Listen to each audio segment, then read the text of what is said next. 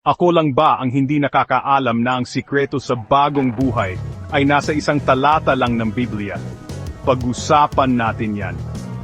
Sa Gawa 2:38, ibinahagi ni Apostol Pedro ang susi sa isang bagong simula.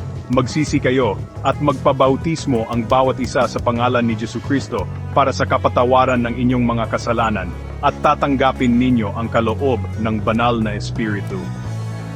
Yun lang, 3 hakbang. Una, pagsisisi.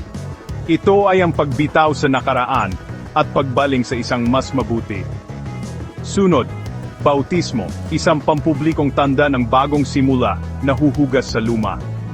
At panghuli, isang pangako ang kaloob ng banal na Espiritu na nagdadala ng pag-asa, ginhawa, at patnubay. Kaya kung naghahanap ka ng bagong kabanata, siguro oras na para subukan ang sagot na nakatago lang sa paningin.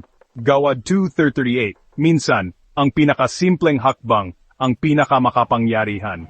Please, paki-share din sa iba. God bless you.